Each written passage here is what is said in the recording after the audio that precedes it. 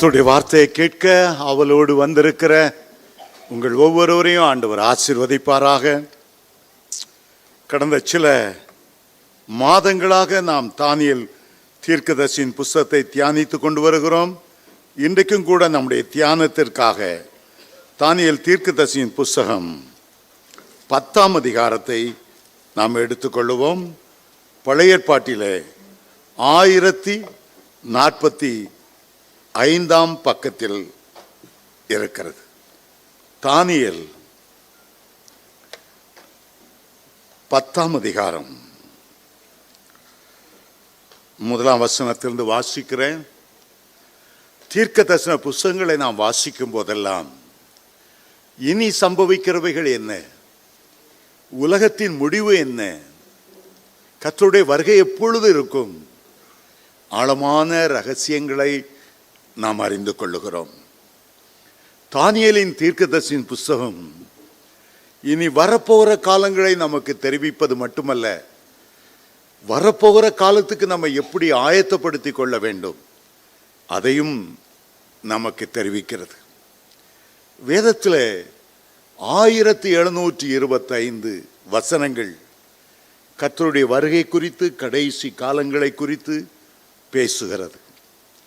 புதிய ஏற்பாட்டிலே 11 வசனங்களுக்கு ஒரு வசனம் வீதம் இனி சம்பவிக்க போகிற காரியங்களை குறித்து வேதம் சொல்லுகிறது. பழைய ஏற்பாட்டிலே மாபெரும் தீர்க்கதரிசியாக தானியேல் விளங்கினார்.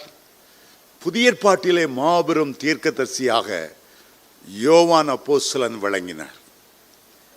தானியேலும் தேவனுக்கு பிரியமானவர் என்று அழைக்கப்பட்டார். யோவான் அப்போஸ்தலன் கிறிஸ்துவுக்கு அன்பானவர், ஆண்டவருக்காக பாடு செய்தவர். அவரும் ஆண்டவருக்கு பிரியமானவர் என்று அழைக்கப்பட்டார். 2 பேருக்கும் பரலோக தரிசனம் கிடைக்கும் போது தானியேலுக்கும் ஏறக்குறைய 90 வயது, அதே நேரம் அப்போஸ்தலனாகிய யோவானுக்கும் 90 வயது. தானியேல் மற்றவருடைய தீர்க்க தரிசன புஸ்தகங்களை வாசித்து விசேஷமாக எரேமியா தீர்க்கதரிசியின் புஸ்தகத்தை வாசித்து அந்த தீர்க்க தரிசனங்கள் நிறைவேறுதலை குறித்து கண்ணும் கருத்துமாய் இருந்தார். அதனால் அப்போஸ்தலனாகிய யோவான் இயேசு கிறிஸ்து சொந்த வாயினாலே வருகின் அடையாளங்கள் எல்லாம் சொன்னாரே. மத்தேயு 24ஆம் அதிகாரத்தில், மார்க்கு 13ஆம் அதிகாரத்தில், லூக்கா 21ஆம் அதிகாரத்தில் அந்த வருகையின் அடையாளங்களெல்லாம் மனதில் வைத்து கர்த்தருடைய வருகைக்காக அவர் ஆயத்தமாகி கொண்டிருந்தார். இப்பொழுது இந்த 10ஆம் அதிகாரத்துக்குள்ளே நாம் செல்ல போகிறோம். 10ஆம் அதிகாரத்தில் 1 முதல் 3 வசனங்களை வாசிக்கும் போது தானியேலுக்கு இருந்த அக்கறை, இஸ்ரவேல் ஜனங்கள் மேல் உள்ள அக்கறை, எருசலேமிலே தேவாலயம் கட்டப்பட வேண்டுமே என்கிற ஒரு அக்கறை, அதை குறித்து நாம் வாசிக்கிறோம். அதற்கு பிறகு தானியேல் 10ஆம் அதிகாரம் 4ஆம் வசனத்திலிருந்து 14ஆம் வசனம் வரையிலும் தானியேலுக்கு ஏற்பட்ட ஒரு அற்புதமான தரிசனத்தை குறித்து, அதில் இயேசு கிறிஸ்து எப்படி அவருக்கு வெளிப்பட்டார் என்பதை குறித்து வாசிக்கிறோம். தானியேலை சந்தித்த 3 முக்கியமான நபர்கள் உண்டு. ஒன்று கேப்ரியேல் தூதன், அடுத்தது மிகாவேல் தூதன், அடுத்தது நம்முடைய ஆண்டவராகிய கர்த்தர். அதை குறித்து 4ஆம் வசனத்திலிருந்து 14ஆம் வசனம் வரையிலும் நாம் வாசிக்கிறோம். அதுக்கு பிறகு 15ஆம் வசனத்திலிருந்து 21ஆம் வசனம் வரையிலும் மனித கண்களுக்கு புலப்படாத ஒரு யுத்தம், வான மண்டலத்திலே ஒரு யுத்தம், ஆவிகளின் மத்தியிலே போராட்டம், அதை குறித்து கடைசி வசனங்களை வாசிக்கிறோம். ஆகவே இந்த 10ஆம் அதிகாரத்தை 3 பகுதிகளாக பிரிக்கிறோம். மீண்டும் சொல்கிறேன், முதல் பகுதி தானியேலுக்குள்ள அக்கறை, 2வது ஆச்சரியமான தரிசனம், 3வது கண்காணாத உலகத்திலே நடக்கப்படுகிற யுத்தம். சரி, இப்போது நாம் வசனத்துக்கு செல்ல போகிறோம். பெர்சியா ராஜாவாகிய கோரேஸ் அரசாண்ட 3ஆம் வருஷத்திலே பெல்சசார் என்று பெயரிடப்பட்ட தானியேலுக்கு ஒரு காரியம் வெளியாக்கப்பட்டது. அந்த காரியம் சத்தியமும் நீடிய யுத்தத்துக்கு அடுத்ததுமாயிருக்கிறது. இந்த காரியங்களை அவன் கவனித்து தரிசனத்தின் பொருளை அறிந்து கொண்டான். அந்த நாட்களில் தானியேலாகிய நான் 3 வார முழுவதும் துக்கித்துக் கொண்டிருந்தேன். அந்த 3 வாரங்களாகிய நாட்கள் நிறைவேறும் மட்டும் ருசிகரமான அப்பத்தை நான் புசிக்கவும் இல்லை, இறைச்சியையும் திராட்சரசமும் என் வாய்க்குள் போகவும் இல்லை. நான் பரிமள தைலம் பூசி கொள்ளவும் இல்லை. முதல் வசனம் சொல்லுகிறது, பெர்சியா ராஜாவாகிய கோரேஸ் அவருடைய 3ஆம் வருஷத்திலே. நீங்கள் 9ஆம் அதிகாரத்தை வாசிப்பீர்கள் என்றால் அகசுவேறு ராஜாவின் முதல் வருஷத்தில் என்று ஆரம்பிக்கிறது. கிபி 538 அதை எழுதுகிறார். இந்த 9ஆம் அதிகாரம் எழுதிய 4 வருஷங்கள் கழித்து இந்த 10ஆம் அதிகாரத்தை எழுதுகிறார். கோரேசின் 3ஆம் ஆண்டு, கிபி 534ஆம் ஆண்டு. இந்த ரெண்டுக்கும் இடையில 4 வருட காலங்கள் கடந்து போனது. அதுக்கு பிறகு தானியேலுக்கு ஒரு காரியம் வெளிப்பட்டது. தானியேலுக்கு என்று ஏதோ ஒரு தூரத்தில் உள்ள ஒரு ஆள் போல 3ஆம் நிலைமையில தானியேலுக்கு என்று சொல்லப்பட்டிருக்கிறது. நான் நினைக்கிறேன் தானியேல் இந்த புஸ்தகத்தை எழுதினாலும் அரசாங்க ரீதியாய் பெல்சசார் என்ற பெயர் அவருக்கு சூட்டப்பட்டிருந்தது. ஆகவே தனக்கு என்று எழுதாமல் முதல் வசனத்தில் தானியேலுக்கு வெளிப்படுத்தப்பட்டது. அநேக நேரம் டிஜிஎஸ் தினகரன் அவர்கள் பிரசங்கம் பண்ணும்போது தனக்கு ஏற்பட்ட அற்புதமான சம்பவங்களை குறித்து சொல்லும்போது நான் எனக்கு கிடைத்த தரிசனம் சொல்ல மாட்டார். ஒரு தேவனுடைய மனிதனுக்கு எப்படி தரிசனம் கிடைத்தது. அப்போஸ்தலனாகிய பவுலும் கூட தான் 3ஆம் வானம் வரைக்கும் எடுத்துக்கொள்ளப்பட்ட தன்னுடைய தரிசனத்தை எழுதும்போது 2 கொரிந்தியர் 12ஆம் அதிகாரத்தில் குறிப்பிடுகிறார், நான் கிறிஸ்துவுக்குள்ளாக ஒரு மனிதனை அறிவேன். அவன் 14 வருஷத்துக்கு முன்னாலே 3ஆம் வானம் வரைக்கும் எடுத்துக்கொள்ளப்பட்டான். யாரோ ஒரு தேவ மனுஷனை எழுதுகிறது போல அவர் எழுதுவார். அதனால் அதுக்கு கீழே உள்ள வசனத்தை வாசித்தா அது அப்போஸ்தலனாகிய பவுல் என்று நாம் அறியலாம். இந்த முதல் வசனத்தில் தானியேல் இருந்து கொண்டு தானியேல் என்று யாரோ ஒருத்தரை சூட்டி காண்பிப்பது போல எழுதுகிறார்.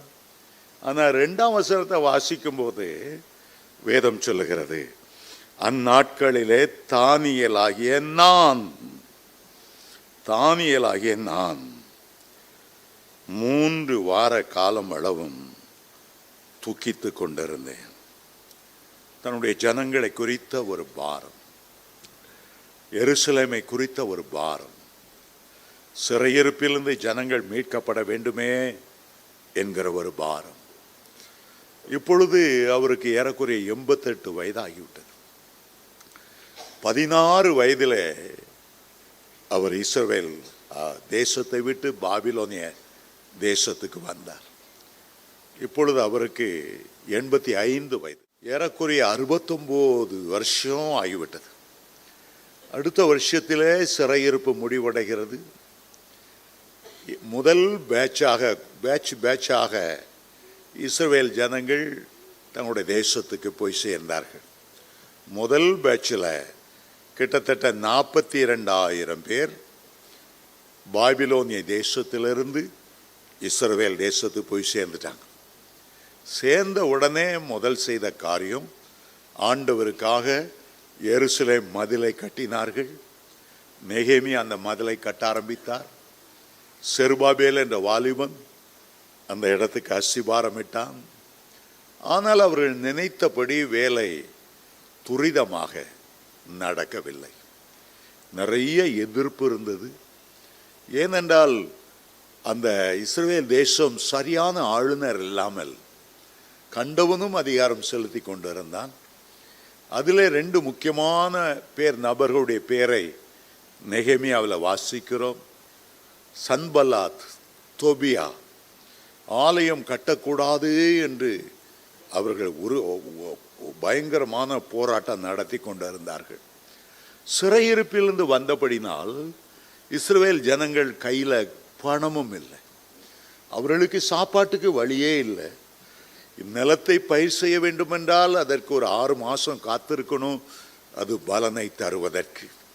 கையில் கொண்டு வந்த பொருட்கள் எல்லாம் செலவழித்து விட்ட நிலைமையில் அந்த ஆலயம் கட்ட முடியாதபடி அவர்கள் தடுமாறிக்கொண்டே இருந்தார்கள். கொஞ்ச காலம், ஏறக்குறைய 12 வருஷம் ஆலயம் கட்ட முடியாதபடி தடை செய்தார்களாம். செருபாபேல் சோர்ந்து விட்ட நேரத்தில் தான் கர்த்தர் ஆலயம் கட்டுகிற அந்த செருபாபேலோடு பேசி சொன்னார், பலத்தினாலும் அல்ல, பராக்கிரமத்தினாலும் அல்ல, என்னுடைய ஆவினாலே ஆகும் என்று சகரியா 4:6 அவர் சொன்னார். உன்னால் கட்ட முடியாதப்பா, ஆனால் என்னுடைய ஆவியை சார்ந்து கொள். ஆண்டவர் சொன்னார், செருபாபேலின் கைகளே இந்த ஆலயத்துக்கு அஸ்திபாரம் போட்டது, அவனுடைய கைகளே இந்த ஆலயத்தை கட்டி தீர்க்கும். செருபாபேல் கைகளில் உள்ள தூக்கு நூலை கர்த்தருடைய கண்கள் சந்தோஷமாய் பார்க்கிறது, சந்தோஷமாய் பார்க்கிறது.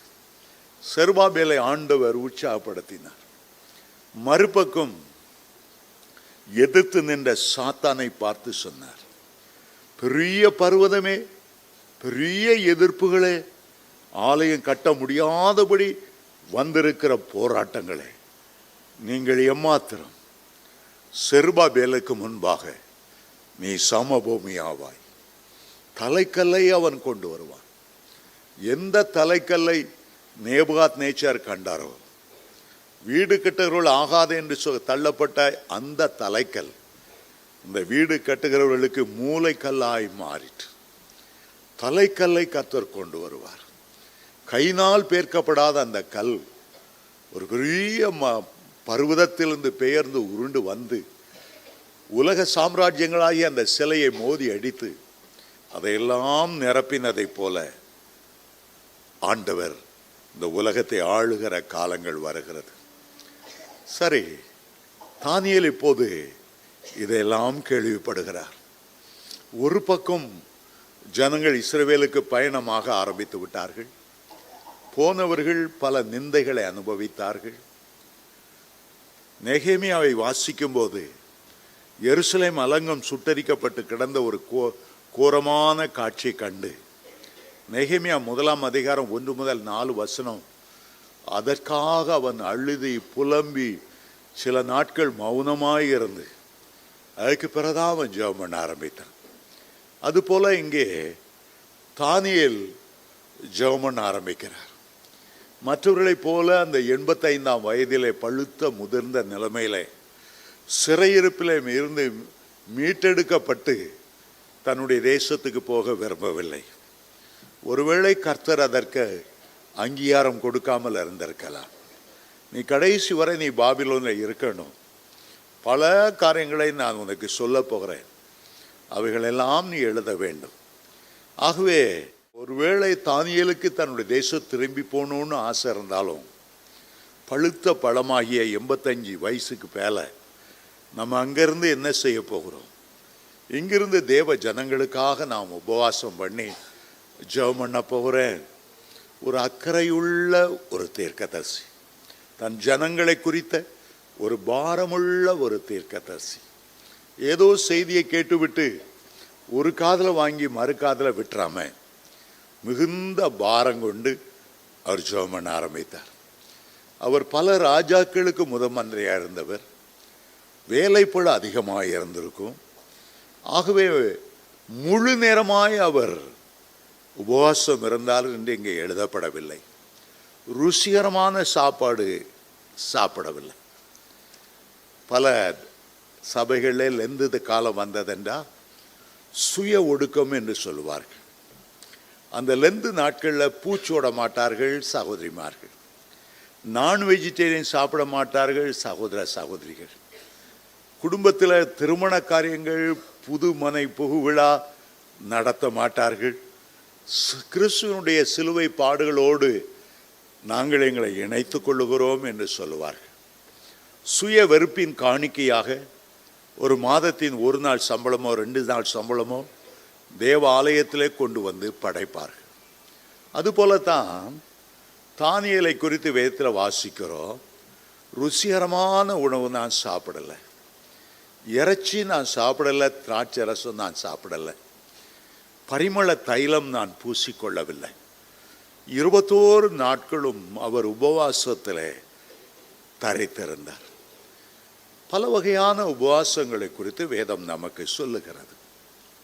எஸ்தர் உபவாசிக்கும் போது 3 நாட்கள் கடுமையான உபவாசம்.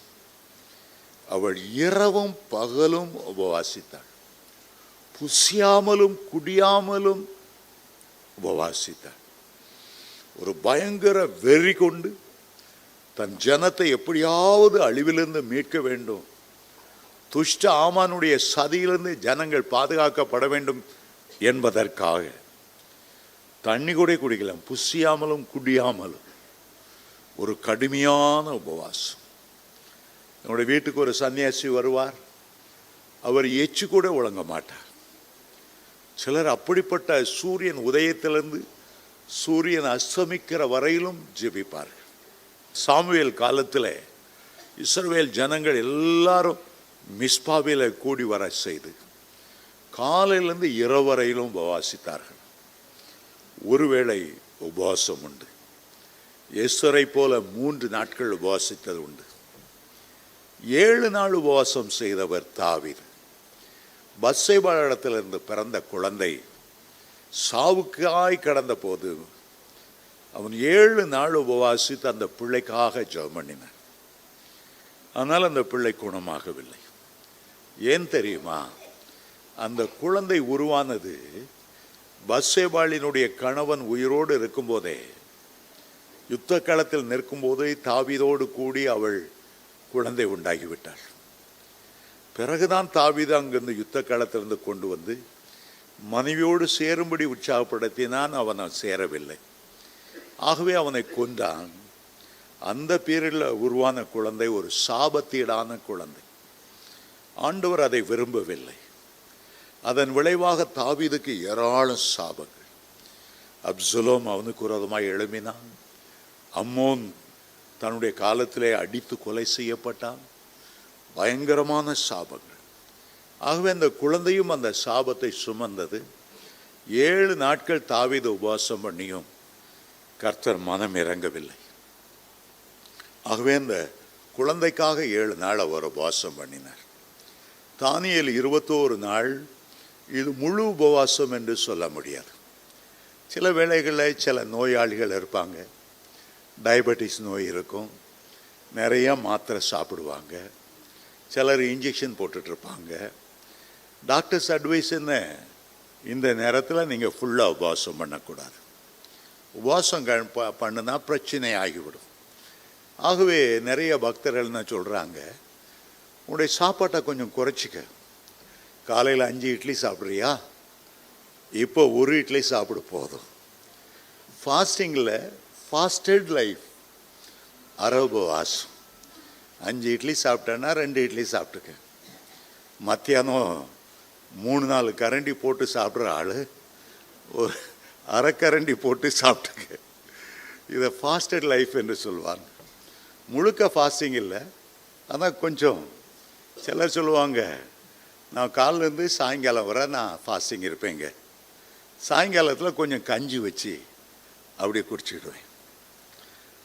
சௌர துதி சங்கர் தெரிஞ்சிருக்கும், திருப்பத்தூருக்கு வருவார். அவருக்கு வயிற்றில் ரொம்ப அல்சர்.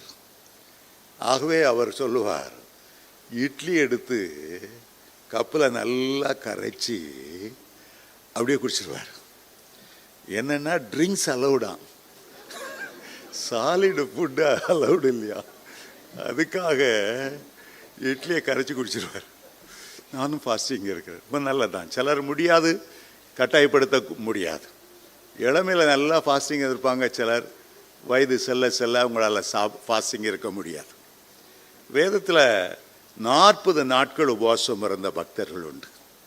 மோசே 2 முறை 40 நாட்கள் உபவாசம் இருந்தார். சில வேத பண்டிதர்கள் 3 தடவை அவர் இருந்தார் என்று சொல்லுகிறார்கள். சிலர் 2வது தான் 2 இடத்துல எழுதியிருக்குது, எல்லாம் சேர்த்து 2 தடவை தான் இருந்தார். சிலர் சொல்கிறாங்க இல்லை இல்லை 3 தடவை இருந்தார். நம்ம வீணாக அவங்ககிட்ட போய் ஏன் சண்டை போடுவானே, 2 தடவையாக இருக்கட்டும் 3 தடவையாக இருக்கட்டும் பரவாயில்ல. அதற்கு அடுத்தபடி 40 நாள் உபவாசம் இருந்தது எலியா. தேவதூதன் கொடுத்த உணவிலே பலம் கொண்டு தன்னுடைய அறையை கட்டி கொண்டு 40 நாட்கள் ஒரே ஓட்டமாக ஓடினாராம். 3வது உபவாசம் இருந்தது நம்முடைய ஆண்டவராகிய இயேசு கிறிஸ்து. அவர் 40 நாட்கள் உபவாசம் இருந்ததை மத்தேயு 4ஆம் அதிகாரத்திலும் வாசிக்கிறோம், லூக்கா 4ஆம் அதிகாரத்திலும் வாசிக்கிறோம். ஒரு ஊழியத்தை ஆரம்பிப்பதற்கு முன்பு தன்னை பலத்தினால் எடைகட்டி கொள்ள பரிசுத்தாவின் அபிஷேகத்தால் நிரம்பி இருக்க அவர்கள் எல்லாம் உபவாசம் இருந்து ஜெபம் பண்ணார்கள். இயேசு உபவாசம் இருந்து ஜெபம் பண்ணார். ஒரு தம்பி ஆண்ட வந்து சொன்னார், அண்ணே நான் 60 நாள் உபவாசம் பண்ண போகிறேன். நான் சொன்னேன், அதெல்லாம் உனக்கு வேண்டாத காரியம். நீ இயேசுவை விட பெரிய நூதன சீஷனாக மாறிடணும்னு நினைக்காத. அவரே 40 நாள் தான் உபவாசம் பண்ணார். உனக்கு ஆவிக்குரிய பெருமையை சாத்தான் கொண்டு வந்துடக்கூடாது. மரியாதையாக 40 நாளோட நிறுத்திக்க. 40 நாளோட நிறுத்தினா உன் உடம்பும் பாதிக்கப்படும். திருப்பி இந்த திருப்பி வயதான காலத்தில் இல்லாத வயிற்றுள்ள ஆசிட்லாம் ஃபார்ம் ஆகி இல்லாத பிரச்சனை வரும். வேதத்தினுடைய ஒரு எல்லையை மீறி அப்படி நம்ம ரொம்ப நாள் போய்கொண்டு இருக்கக்கூடாது. ஒரு நாள் நூதன சிஷனாக இருந்துடக்கூடாது. பெருமைக்குள்ள சாத்தான் தள்ளிவிடுவான். நான் உபவாசம் பண்ணேன், ஆனாலும் நான் பேய துறந்தேன். நான் உபவாசம் பண்ணேன், ஆனாலும் என் குடும்பத்தில் அப்படி நடந்தது. நல்ல உபவாசம் பண்ணுகிற நல்லது தான், ஆனால் உபவாசத்தினால அல்ல, ஆண்டவருடைய கிருபை வெளிப்படுகிறனால தான். அதில் நான் என்கிற பெருமைக்கு அங்கே இடமே இல்லை. கிரியை செய்கிறவர் கர்த்தர். இங்கே தானியேலுடைய உபவாசம் 3 வாரங்களாகிய நாட்கள். 3 வாரம் என்றால் 21 நாட்கள். ஏன் 3 வாரம் என்று சொல்லி இருக்கிறது? அது ஒரு முக்கியமான காரியம். 3 என்பது ஒரு பூரணம், வாரத்தில் உள்ள 7 நாள் என்பது ஒரு பூரணம். ஆபிரகாமின் தேவன், ஈசாக்கின் தேவன், யாக்கோபின் தேவன். ஆகவே தானியேல் ஒவ்வொரு நாளும் 3 வேளை அவர் ஜெபம் பண்ணினாராம். 3 வேளை தன்னுடைய வீட்டின் பலகணிகள் எருசலேமுக்கு நேராய் திறந்திருக்க ஒரு கால வேளையில் ஆபிரகாமின் தேவனை பற்றி சிந்தித்து ஜெபம் பண்ணியிருக்கணும். ஏன்னா அதிகாலை வேளையில் தான் அவனை சந்திக்க தேவதூதர்கள் வந்தார்கள். மாலை நேரம் ஈசாக்கை தியானம் பண்ணுகிற ஒரு நேரம். இரவு நேரம் யாக்கோபு முழு இரவும் தேவனோடு போராடி ஜெபிக்கிற நேரம். பிதாவை நோக்கி, குமாரனாய் இயேசுவை நோக்கி, பரிசுத்தாவியானவரை நோக்கி தன்னுடைய ஆவி ஆத்துமா சரீரத்தை ஒடுக்க 3 வாரம் தேவ சமூகத்தில் விழுந்து கிடந்தார். சிலர் எப்போ பார்த்தாலும் உபவாசம் உபவாசம்னு சொல்லுவாங்க, சாப்பிடாமல் இருப்பாங்க, ஆனால் ஜெபம் பண்ணுறது கிடையாது. ஜெபம் ரொம்ப அதிகமான நேரத்தை நம்ம ஒதுக்கணும். ஃபாஸ்டிங் நேரத்தில் சில நேரம் ரொம்ப வேகாக போயிடும். நம்மளால் ஜெபிக்க முடியாதபடி அப்படியே சோர்வாயிரும். அந்த நேரம் என்ன பண்ணலாம்? நல்லா அருமையான மியூசிக்கை போட்டுட்டு அழகான டிஎஸ் தினகரன் அவருடைய தேவ பிரசன்னம் ஊட்டுகிற பாடல்களை பாட்டுவிட்டு, இல்லை தந்தை பெர்க்மேன்ஸ் பாடுற சில அருமையான பாட்டு, டக்கா புக்கா டக்கா புக்கான்னு குதிக்கிற பாட்டு பாடாமல், பெரிய மண்ணு அப்படி ட்ரம் அடிக்காமல், பொருள் மேலே கண்ணு போச்சுன்னா அந்த பாட்டெலாம் விட்டுட்டு, நேசரேவும் தீரு பாதம் அமர்ந்து அப்படி மென்மையான பாட்டுகளை பாடி, அந்த பாடல்னால ஒரு தேவ பிரசன்னம் நம்முடைய மத்தியில் இறங்கி வரும்போது ஜெபம் பண்ண முடியலன்னாலும் படுத்துக்கொண்டு அப்படியே ஸ்தோத்திரம் பண்ணிக்கிட்டே இருக்கலாம். ஒரு அரை மணி நேரம் படுத்து தூங்கினாலும் பரவாயில்ல, திருப்பி எழும்பு உற்சாகமாக ஜெபம் பண்ணலாம். ஆகவே உங்களுடைய ஜெபம் அப்படியே கண்டினியூஸாக இருக்கணும் அப்படின்ட்டு தேவையில்லை. ஆனால் நீங்கள் ஜெபிக்கணும். ஜெபிக்காமல் உபவாசம்னா அது பட்னியே தவிர அது உபவாசம் இல்லை. உபவாசம்னா ஜெபிச்சிட்டு இருக்கிறது தான் உபவாசம்.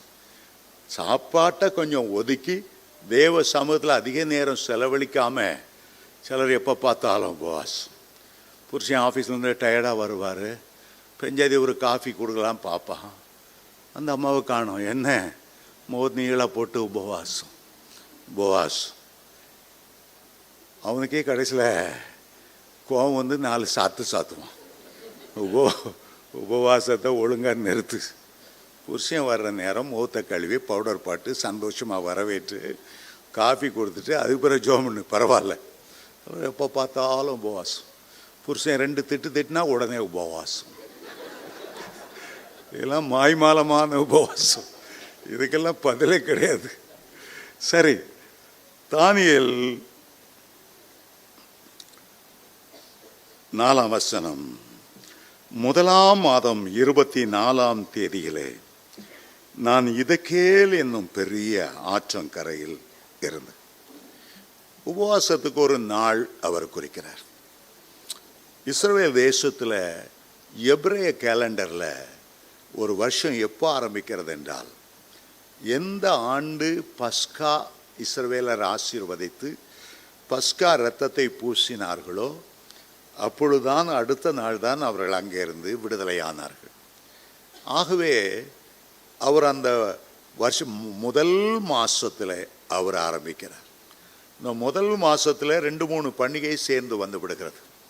முதல் அறுப்பு பண்டிகை வருகிறது, முதல் கதிர்களை அசைவாட்டு பண்டிகை வருகிறது, முதல் பலன்களை கர்த்தருக்கு ஏறெடுக்கிற பண்டிகை நாள் வருகிறது. ஆகவே அவர் உபவாசிக்கும் நாட்களை குறிக்கும் போது கூட ஒரு நோக்கத்தோடு அவர் குறிப்பிடுகிறார்.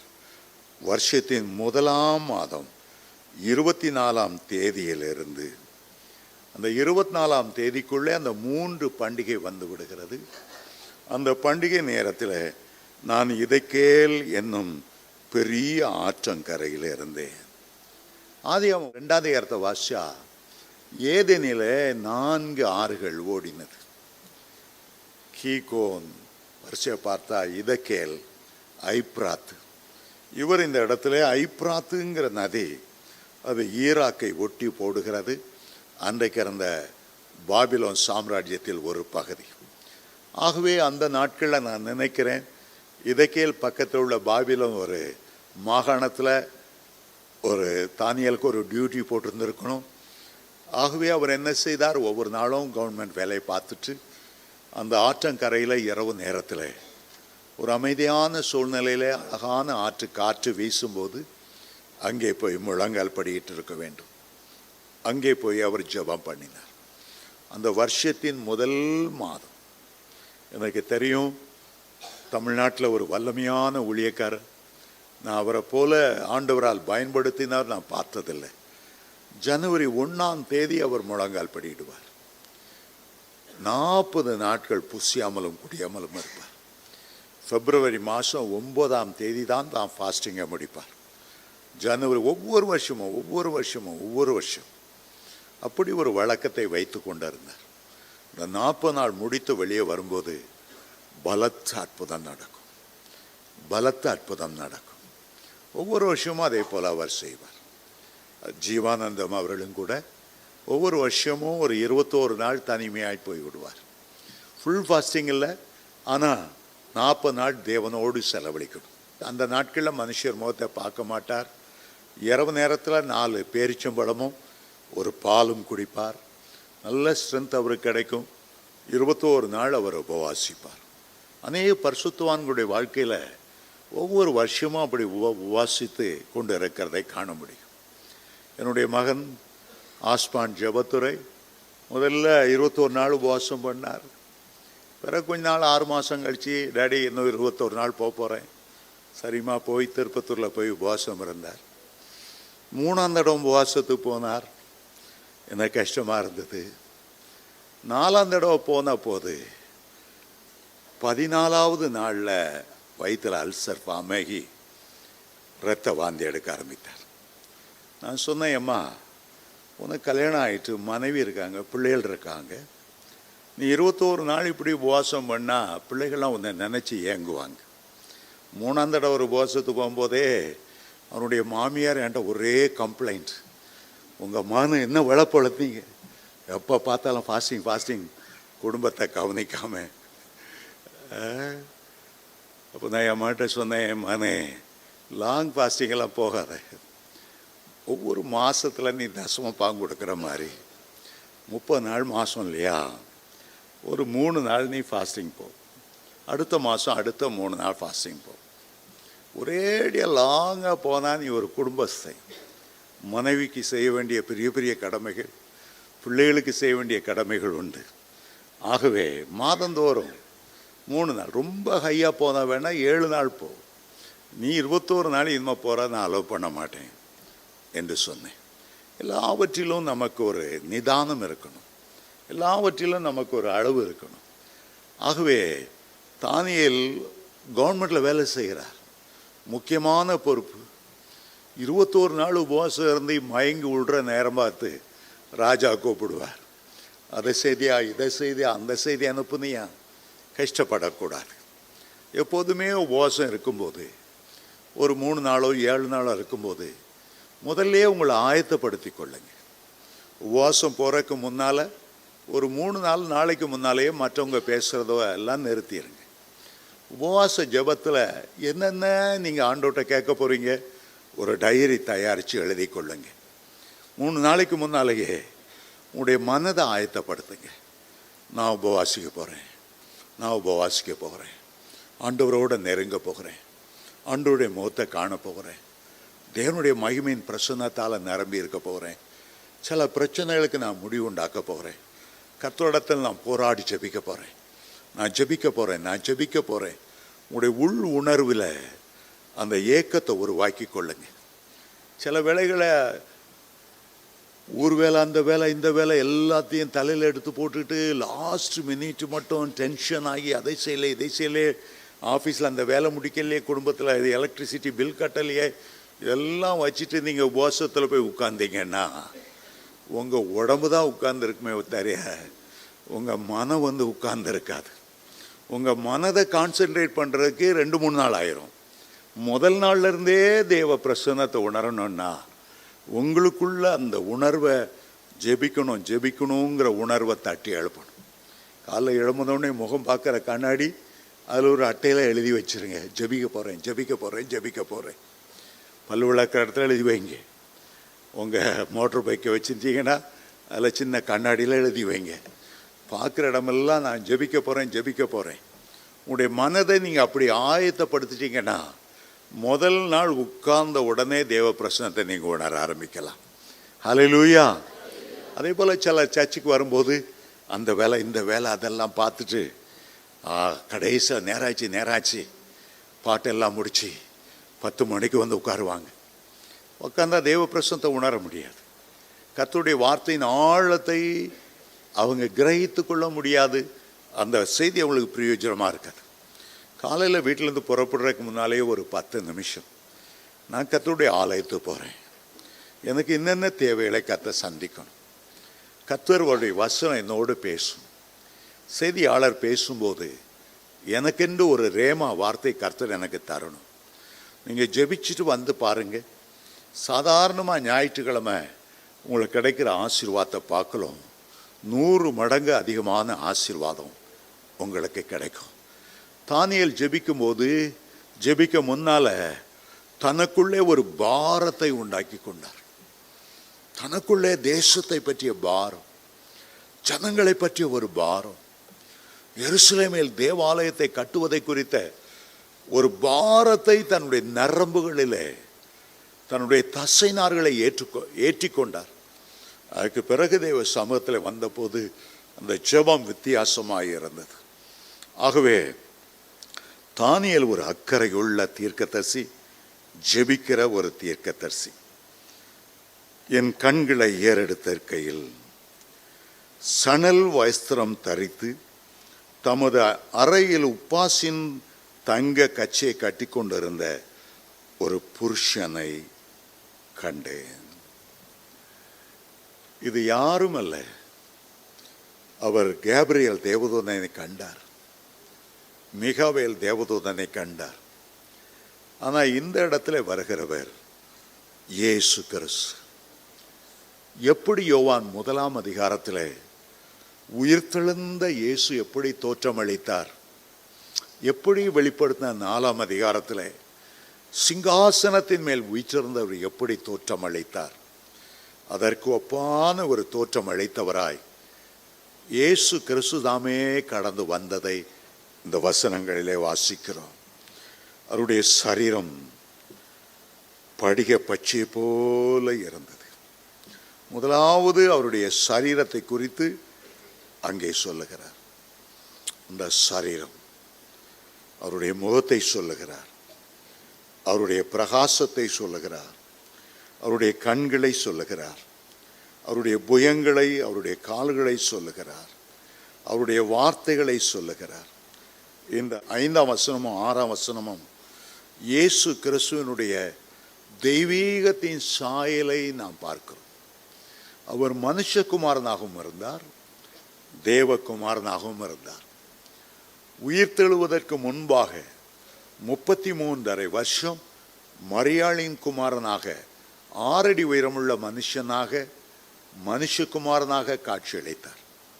ஒரு தெய்வீக பரிபூரணத்திலிருந்து கொஞ்ச காலம் மனுஷகுமாரனாக இருந்தார்.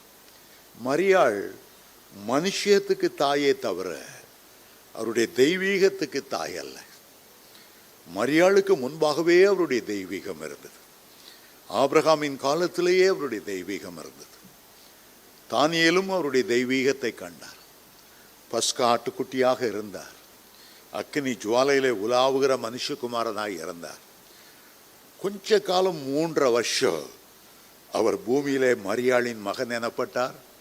சிலுவிலே அறையப்படும் போது அந்த உறவை முற்றிலும் முறித்தார். ஏன்னா இன்னும் அவர் மனுஷகுமாரனாய் இருக்க போகிறதில்லை. இனி என் தாய் அல்ல, இனி யோவானின் தாயாயிரு. என்னுடைய தாயாய் இருந்த உறவு முறை முறிந்து போனது. நான் சிலுவை மரணத்துக்கு பிறகு மனுஷீகத்தில் இருக்க போகிறதில்லை. ஆகவே அதுவரை இருந்த தாய் மகன் என்ற உறவை முறித்தார்.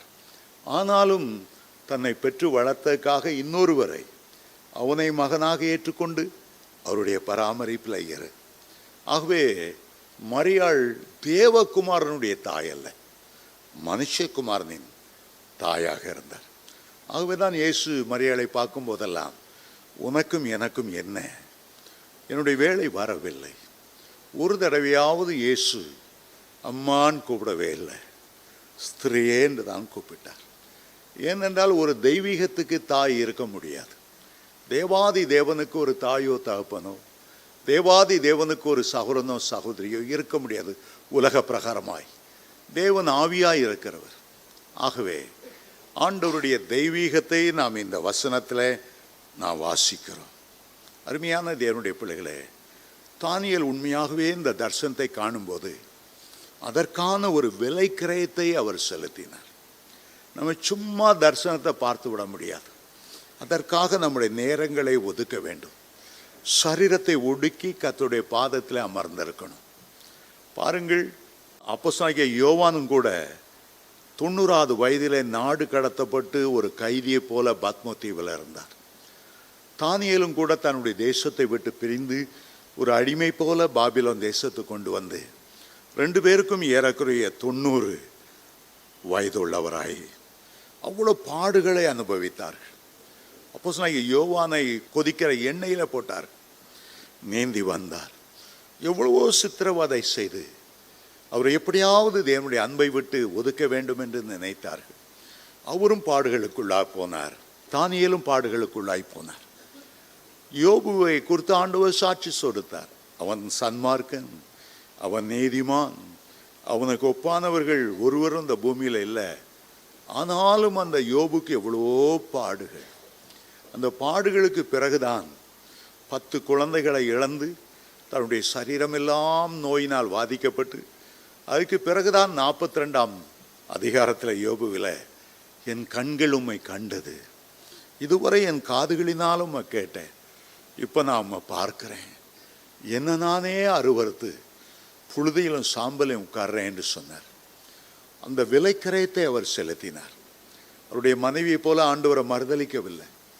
ஏயா இன்னும் உயிர் வாழ்ந்துட்டு இருக்கிறீரு, உமக்கு ஒரு மழை கயிறு இல்லையா, கர்த்தரை தூஷித்து ஜீவனை விடும். ஆனால் யோபு மறுதளிக்கலை. கர்த்தர் கொடுத்தார், கர்த்தர் எடுத்தார், அவருக்கு ஸ்தோத்திரம். அருமையான தேவனுடைய பிள்ளைகளே, சோதனைகளும் பாடுகளும் ஒரு பக்கத்தில் நம்ம நொறுக்கினாலும் அது தேவனை கிட்டி சேருவதற்கு, அவருடைய தரிசனத்தை பெறுவதற்கு நமக்கு வழிவகுக்கக்கூடியதாக இருக்கிறது. இங்கே அப்போ தானியேலை குறித்து வாசிக்கிறோம். அவரோடு கூட இருந்தவங்கெல்லாம் ஓடிட்டாங்களாம். அவர் தனிமையாய் இருக்கும்போது ஆண்டவர் தன்னை வெளிப்படுத்தினார். அவர் வெளிப்பாடு வரும்போது, அவருடைய சத்தம் துணிக்கும் போது தானியேல கூட இருந்த அவ்வளோ பேரும் ஓடி ஒழிச்சிட்டாங்க. தானியேலை தனிமையாய் விட்டார்கள்.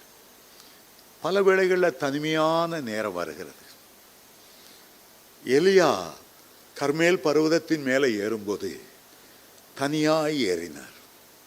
அவருக்கு சப்போர்ட்டிவாய் அந்த கர்மேல் பர்வதத்தில் ஒருத்தரும் இருக்கவில்லை. எதிர்பக்கம் 450 பாகால் தீர்க்க தரிசிகள் இருந்தாங்க. எலியாவுக்கு அசிஸ்ட் பண்ணுற அசிஸ்டண்ட் கூட அந்த நேரம் இல்லை. தனியாய் நின்று கர்த்தரே தேவன் என்று முழங்கினார். தனியாய் நின்று வானத்திலிருந்து அக்கினியை இறங்க பண்ணினார். மோட்ச பிரயாணம் என்ற ஒரு புஸ்தத்தை வாசிச்சிருப்பீங்க. அதை எழுதினவர் பேர் ஜான் பனியன். அவர் ஆண்டவர் மேலே உள்ள பக்தியினால கத்தோலிக்கர்கள் அந்த மார்க்கம் அந்த நேரம் புரொட்டஸ்டாண்டை ரொம்ப வேட்டையாடிச்சு. இவரை பிடிச்சி ஜெயிலில் போட்டாங்க. அந்த ஜெயிலில் அவர் போகும்போது ஒன்றே தான் எடுத்துகிட்டு போனார், பேனாவையும் பேப்பரையும். தனிமை சிறைச்சாலையில் இருக்கும்போது ஒவ்வொரு இரவும் ஆண்டவர் சில தரிசனங்களை தருவார். ஒரு மோட்ச பிரயாணியனுடைய பாதை எப்படி இருக்கிறது? கிறிஸ்டியான் எனப்பட்டவன் பாவத்திலிருந்து பரலோகத்தை நோக்கி செல்லும்போது என்னென்ன பிரச்சனைகள் வரும், எப்படி எப்படி மேற்கொள்ள வேணும், ஒவ்வொரு நாள் ராத்திரிலும் ஆண்டவர் பேசுவார். அதை அவர் எழுதுவார்.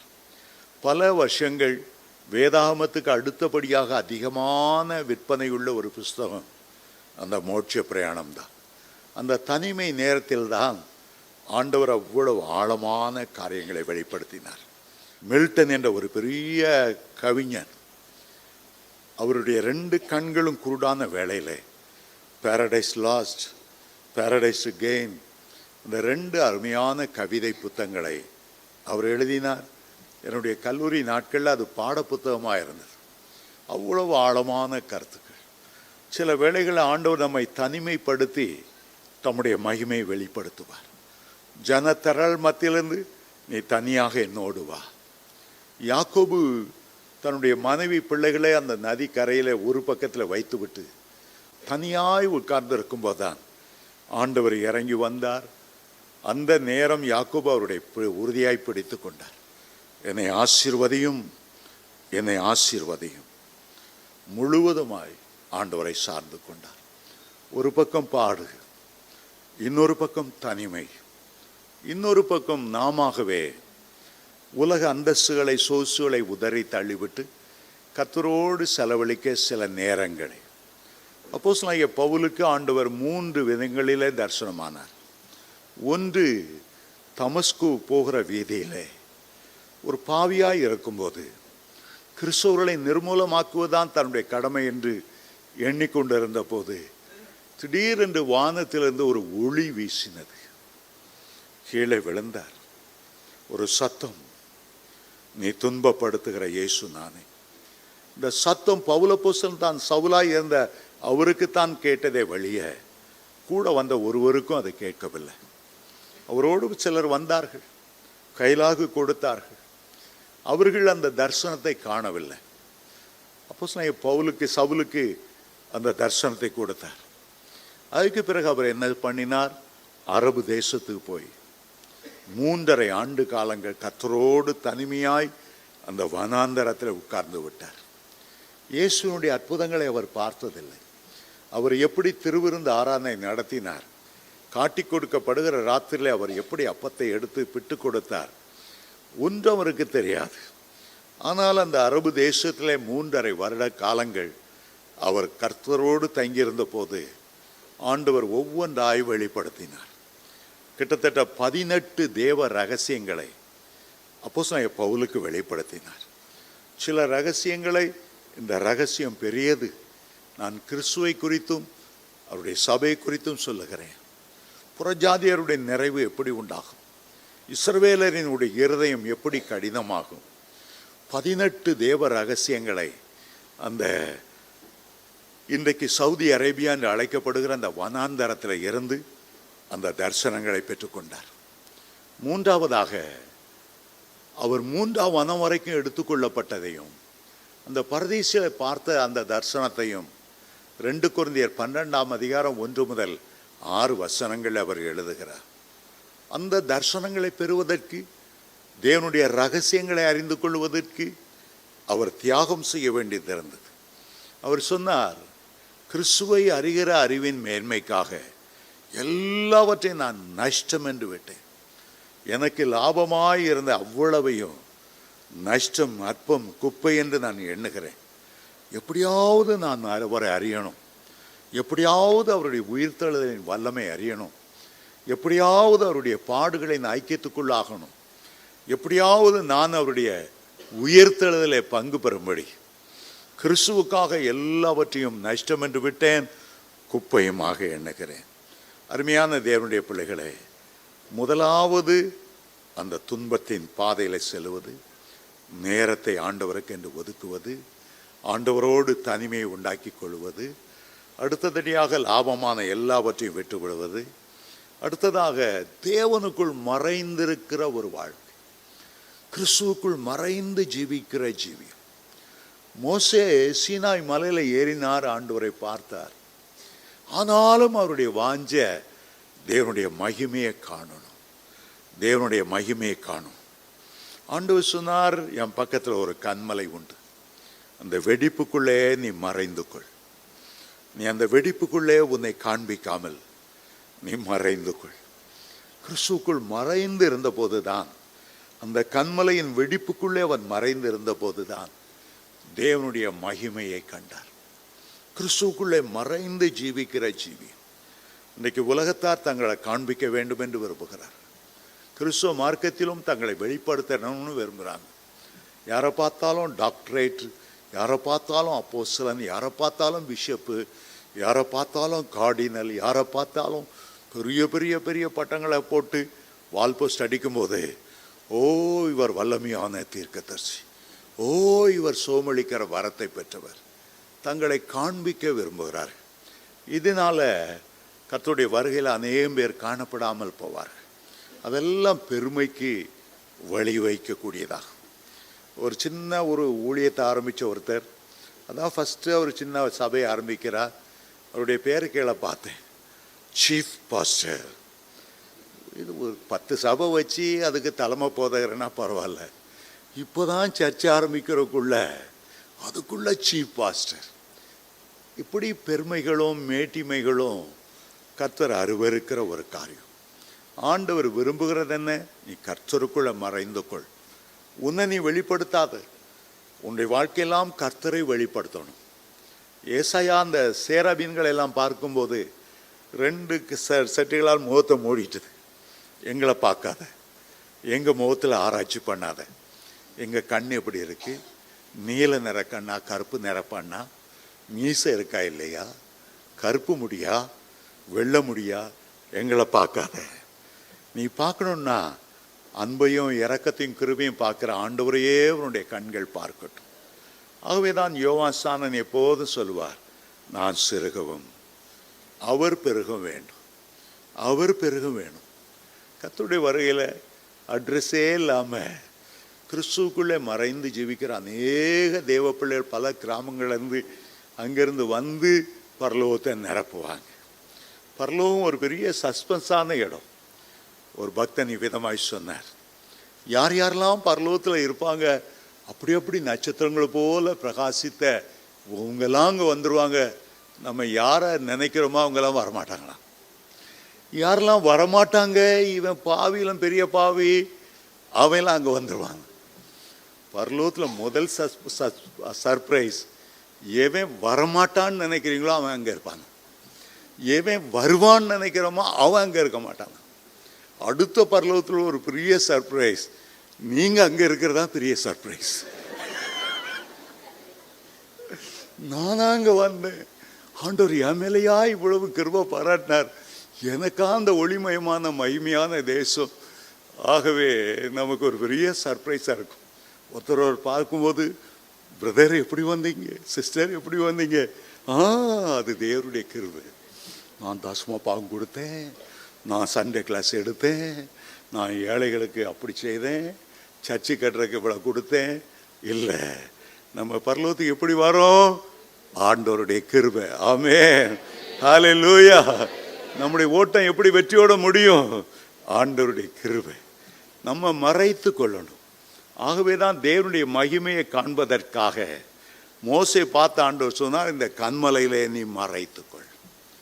எலியாவை பார்த்த ஆண்டவர் சொன்னார், நீ யாரும் பார்க்காதபடி அந்த கேரி ஆற்றங்கரையில் நீ ஒளிஞ்சிக்க. அங்கே கொஞ்சம் போல தண்ணி வருது, சொட்டு சொட்டான தண்ணி. அது வற்றி போச்சு, 3 வருஷம் மழையே இல்லாமல். அந்த தண்ணீரை குடிச்சிக்க.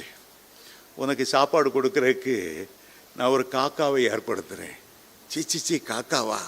ஐயோ, செத்த எலியெல்லாம் திங்கமே, அதான் வாயில் கொத்தி நீ மறைஞ்சிக்க, உன்னை நீ வெளிப்படுத்தாத. ஆகவே தான் உன்னத பாட்டு 2:14, கண்மலையின் வெடிப்புகளிலும் சீரங்களில் மறைவிடங்களிலும் தங்குகிற என் புறாவே என்று ஆண்டவர் அழைக்கிறார்.